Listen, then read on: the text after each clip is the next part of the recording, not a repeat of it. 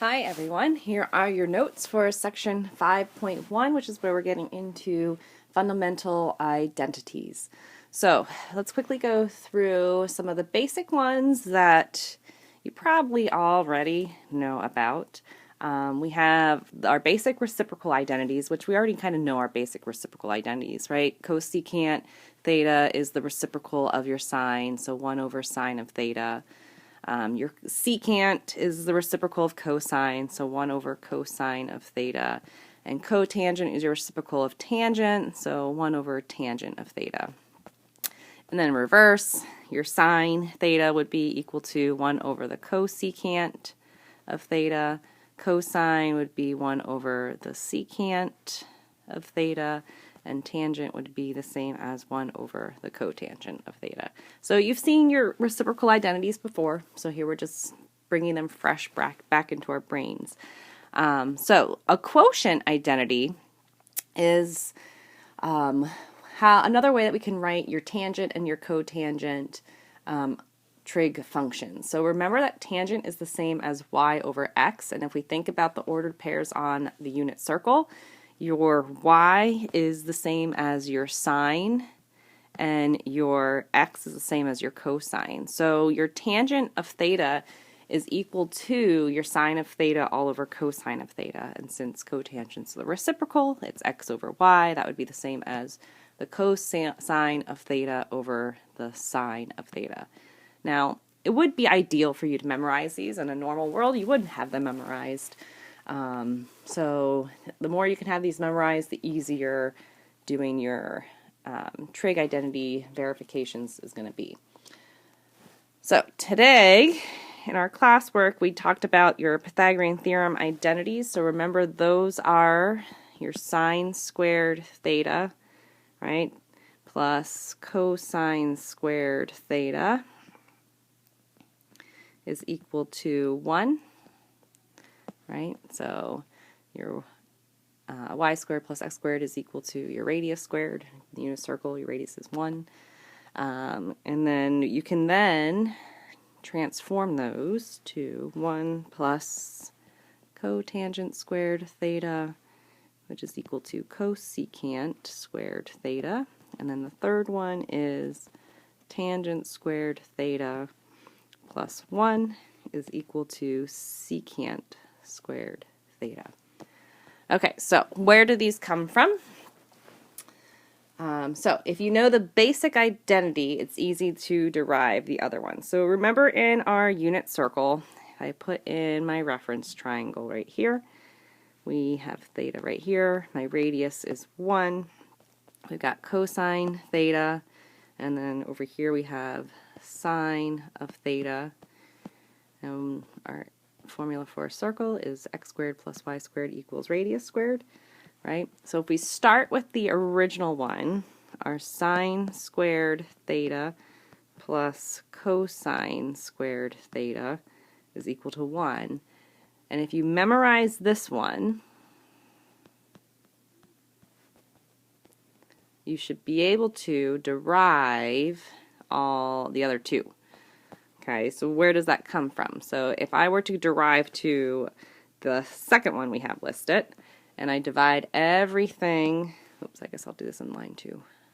I'll divide everything in my equation by sine squared. Divide by sine squared theta, divide by sine squared theta. What does that turn into? Well, sine squared divided by sine squared is going to be 1. Cosine over sine, remember we said was, so that's x over y, so that's cotangent squared of theta. And 1 over sine squared, well, the reciprocal of 1 over sine is the same as cosecant, so that's the same as cosecant squared theta. So that's where that one comes from. Or if we were to, oops, I didn't want to make that step 3. That gets us to number 2. And then for the third one, if we take the original, sine squared theta plus cosine squared theta, and it doesn't really matter the order of those sines and cosines, and divide everything by cosine squared this time, then we end up with So sine over cosine is the same as tangent squared theta plus cosine over cosine is 1. Reciprocal of 1 over cosine, that goes to secant squared theta, which gets you to your third one. So if you can memorize the first one, you can derive the other two. So you technically don't need to have them memorized, but it would be nice if you could have them memorized. Okay? All right, so simplify and factor expressions. So now we're going to get into, well, what can we do with these identities? So a lot of what we're going to be doing in these first few days of identities is simplifying identities, or simplifying expressions using trig identities, and then we're going to get into a verification process. So here we have the cosine of beta, tangent of beta. So the goal is to try to write everything with just cosines and sines. So cosine is already a cosine, so that's good. So we're just going to leave that cosine beta. Now tangent is the same as, so y over x, so that's going to be sine of beta over cosine of beta. What happens, my cosine of betas cancel, so then I'm just left with a sine of beta as your final answer. For b, so again, turn everything into cosines and sines. Secant, that's the same as 1 over cosine of x. Cotangent is the same as, so x over y, so cosine x over sine of x. And then sine of x is good, so let's just leave that as sine of x over 1. So cancel, cancel, cancel, cancel. What are we left with? 1. Hey, isn't that fun? I like these. I think they're fun. Okay, example 3. Use the idea of decomposing fractions to simplify and rewrite. So when we decompose fractions, we're going to be separating them out so that they're in different fraction forms. So instead of having cosecant theta, so again, let's separate that to cosecant theta times 1 over sine of theta. And the reason why I want to do that is so that I can convert my cosecant into something with sines or cosines. So that's the same as 1 over the sine of theta, right? Which is the same as 1 over the sine of theta, which is going to be the same as, I wrote bigger than I thought, 1 over the sine squared of theta. And then to simplify that even further, because it's not good to have fractions in our final answer, so if I make that not a fraction and make it the reciprocal, that makes it the same as the cosecant squared of theta. We could have gotten there also by just doing this. So cosecant theta times 1 over the sine of theta is the same as your cosecant theta times your cosecant theta, which is cosecant theta squared. And you put that squared in between the theta sign and the trig function. Okay, for b, let's decompose that. So I'm going to put sine of x over the cosecant of x minus the cosecant of x over the cosecant of x. Well, that second half, that's easy, that's 1. Okay, so now let's kind of work on this side right here. That's the same as sine of x over 1 times 1 over the cosecant of x, right? And cosecant is the same as the reciprocal of sine, so really this is the same as just sine of x times sine of x. Sine of x times sine of x is sine squared of x minus 1. Okay, so I don't have any fractions left over in my answer, and I narrowed it down to just one trig function. Okay, so now your homework for tonight is going to stop there after example 3. Okay, so you're going to be doing something up to that, but we're going to continue on with your notes just so you have your notes written down. So simplifying by factoring and expanding. So now we're going to get into the factoring world. And what I usually end up doing is I do something that's called U substitution. And if I let U represent, and it's always going to be, in this case, what that middle term is. If I let it represent sine of x, then my expression becomes 2u squared minus 3u plus 1. How do we factor that? Okay, well, I factor probably a little bit different than what you factored. So we have a plus there. If we do guess and check, which is probably what you learned what you had learned, I would assume. I know that I'm going to have a negative and a negative to result in a positive 1. So that means I'm probably going to have a 1 and a 1. And then I have 2. So 2u and a single u would probably work. Does that factor out? So 2, or multiply out 2u squared, 2u minus u is negative 3u plus 1. Yep, so that works. So now I'm going to substitute this in place of my u's. So now I have 2 sine of x minus 1 and sine of x minus 1. So you can do the u substitution if you need to do it to come up with an easier way to factor it, if the signs kind of throw you off, or if you can just think of the signs as being the variable, then just factor it with the signs being the variable. Okay, let's go to B. So again here, if we do, if we let u equals secant of x, this is the same as just 16 minus u squared, which is a difference of squares. So that's 4 plus u, 4 minus u, and then just plug our u back in. So 4 plus your secant of x, 4 minus your secant of x. Again, the u substitution, not necessarily necessary. Or if you just wanted to think about it as like 16 minus a squared, what does that factor to? 4 plus a, 4 minus a, and then just in place of a, you put in your trig function. That would work too. So you're just factoring. It's just now we have trig functions in there instead of x and y's and a's and b's.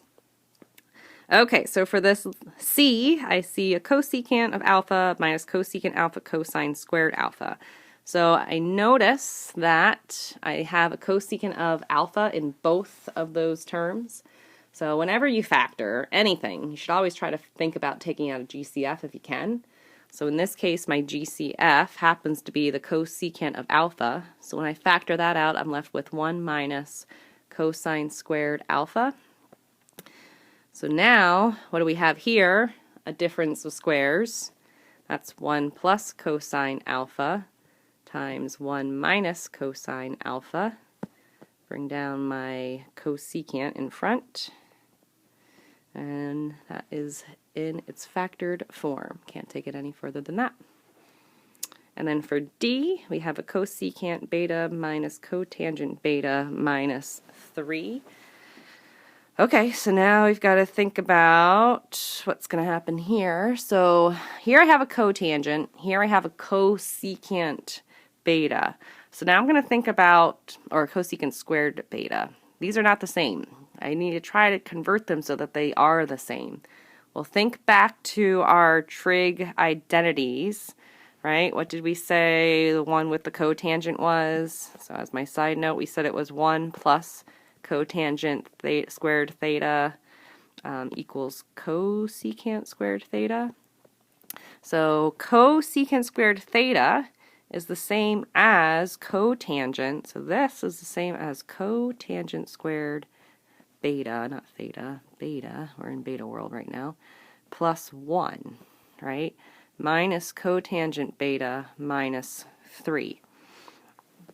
Okay, well, if I ignore these parentheses, because there's nothing to distribute them with, I can then combine my like terms, which is the 1 and the negative 3, and now that turns into cotangent squared beta minus cotangent beta minus 2, which that's factorable. So if we just think about that as u squared minus u minus 2, how does that factor? That's going to factor to u minus 2, u plus 1, right? So if u is cotangent, so cotangent beta minus 2 times cotangent beta plus 1 would be our factored form. Okay, so good old factoring. So hopefully you guys remember how to factor. All right, and then example 5, we're going to simplify the following expression. We have secant x plus 1 times secant x minus 1 all over sine squared x. So if your gut instinct is to multiply everything through on that top, because notice that's a difference of squares, so your numerator would multiply to secant squared x minus 1 all over sine squared of x. Okay, so now notice that this right here is a Pythagorean theorem, or not Pythagorean theorem, Pythagorean identity. So let's go back and remember which one was our one that had the secant involved. Well, that was tangent squared theta plus 1, equals secant squared theta. Okay, so that means that tangent squared theta is equal to secant squared theta minus 1, which is what we have right here. So my numerator really is the same as tangent squared. So that whole thing really is tangent squared x all over sine squared x. Okay, so now let's simplify that further. So now I'm going to try to get everything to sines and cosines. So this is the same as doing a tangent squared x times 1 over sine squared x. Tangent squared is y over x, so sine squared x over cosine squared x times 1 over sine squared x. Your sine squareds cancel. Now I'm left with 1 over cosine squared x, which is the reciprocal of secant. So that's the same as secant squared x. And then, I don't know if you guys are familiar with, remember, did you ever see QED? So QED stands for, it's Latin, and it stands for, oh goodness, now I can't remember. It's quod erat demonstrantum. I'll write it out. Quod erat demonstrantum. You don't have to have this memorized, strantum. But if you go into the math world in college, you're definitely going to see QED before.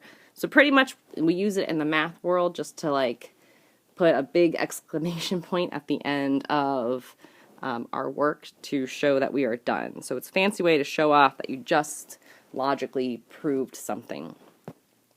So when you get to your final point, you're going to put a QED. And quod erat demonstrantum. I just logically proved something. Okay, so back to example 6. So now what we're going to do is we're going to simplify the expression. So we have two fractions now. We have cosine of x over 1 minus sine of x minus sine of x over cosine of x. So I want to try to turn this into one fraction by getting common denominators, right? So this has a 1 minus sine of x, this doesn't. So that's going to need a 1 minus sine of x. This has a cosine of x, this side doesn't. So this is going to need a cosine of x, which means I have to multiply the top. So this is going to be a cosine of x times a cosine of x for my numerator of the first fraction, all over cosine of x times 1 minus sine of x, which then would go to cosine squared of x, all over cosine x times 1 minus sine of x. Okay, so there's my first fraction. Second fraction is going to be, we need a sine of x, we already have, times 1 minus sine of x, all over cosine of x times 1 minus sine of x. So that's going to go to sine of x when I distribute minus sine squared x, all over cosine x times 1 minus sine of x. All right, now we had a subtraction in front of there, right? So that means I need to distribute this subtraction when I combine it all into one fraction. So I have a cosine squared of x. I'm going to minus a sine of x. Don't forget this distribution right here. I'm going to minus a negative sine of squared, which is plus sine squared x. And my numerator is, or my denominator is cosine x times 1 minus sine of x. Okay, so that got us to that. So now what I'm going to do is I'm going to cluster those squared trig functions together in the numerator. So cosine squared plus sine squared. I'm going to put those together. Why? Well, you should recognize those as a trig identity, right? What is that trig identity? Well, those are equal to 1. So now I have 1 minus the sine of x in my numerator. I've got a cosine x times 1 minus sine of x in my denominator. What's going to cancel that? So we're left with 1 over cosine of x. Get rid of that fraction. That's the same as secant of x. QED, quod erat demonstrantum. Okay, done. Pretty cool, huh? All right, so then the last thing we have to cover is our even and odd identities. So if we remember our even and odds, if something is an even function and we take the negative of the x, its output should not be changed, right? It would just stay the cosine of x. Your secant is also going to be an even function. So that would just come out as your secant of x. Odd functions, when you put in your negative, you're going to get the negative of it, right? So sine is an odd function. Cosecant is an odd function. Tangent is an odd function, which makes cotangent also an odd function. So when you plug in those negatives, you're going to end up getting the negative of the function. So for example 7, if we are left with sine of theta is equal to 1/2, we want to find the sine of negative of theta. Okay, well sine of theta is odd, so the sine of negative theta is going to be equal to the negative of sine of theta. So it's going to be equal to the negative of 1/2. So it's going to be equal to negative 1/2. Okay, because it's an even function. For example 8, it says find all the values in the interval of 0 to 2 pi, and that solved that cosine to the third x over sine of x is equal to cotangent x. Okay, so first things first, we have to remember, if I have a denominator of sine of x, so in the interval from 0 to 2 pi, your sine of x cannot equal 0 in your domain, right? That's going to be a restricted value because that would give me an undefined original fraction, right? Okay, so here's our technique we're going to work through. So step 1, we're going to consider any domain restrictions. We just did that. Step 2, we're going to change everything to sine and cosine. So let's go ahead and do that. So cosine cubed is good. So that's going to stay cosine cubed over the sine of x. Now let's take that cotangent. Cotangent is cosine x over sine of x. Okay. So now, since I have sine of x in the denominator of both, I can multiply that out on both sides, right? That's going to get rid of it and just be left with the numerators of cosine cubed x equals cosine x. Now let's shift everything to the left. Cosine cubed x minus cosine x is equal to 0.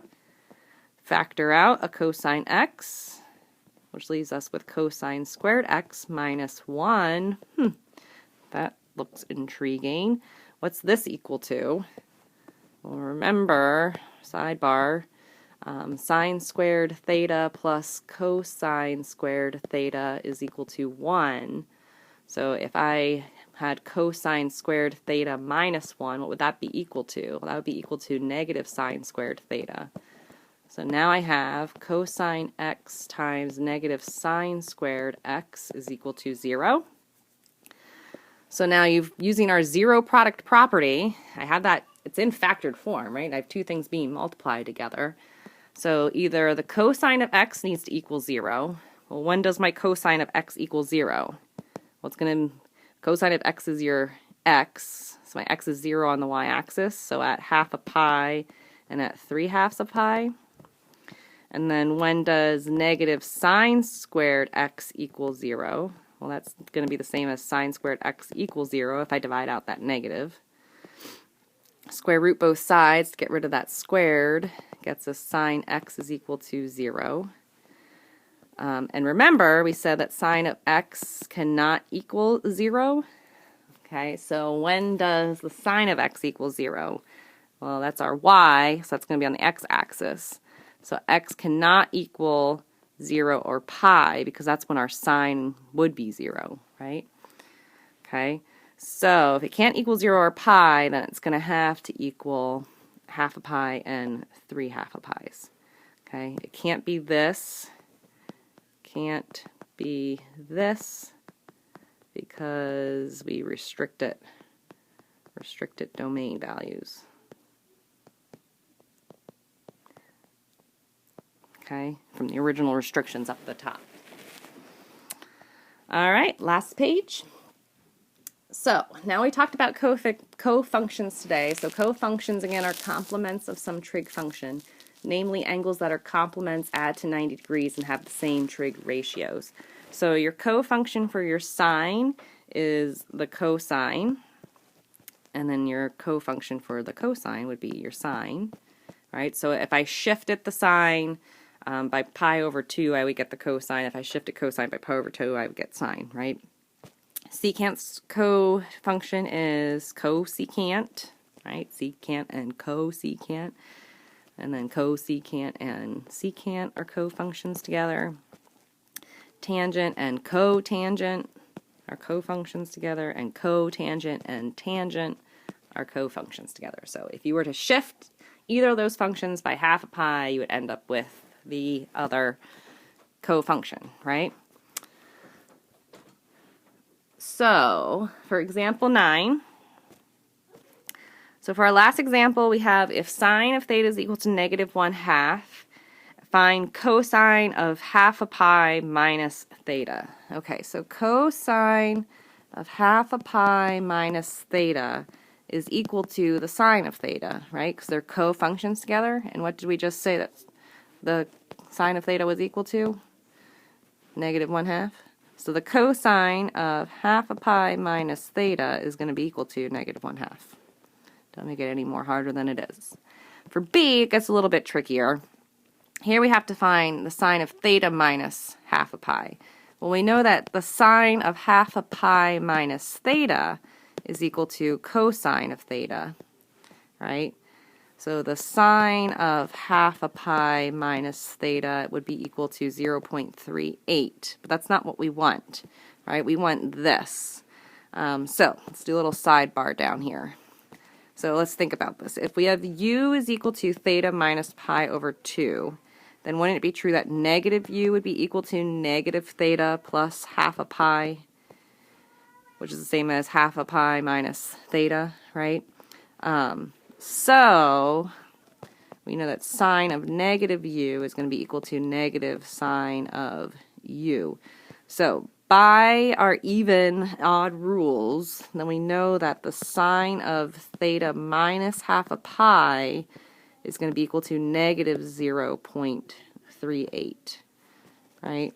Because we know that the sine of negative u is equal to negative sine of theta, right? Because what did we do from here to here? We took the negative of what's inside the parentheses, which means that these are going to be negatives of each other, okay? All right, that concludes your notes, everyone.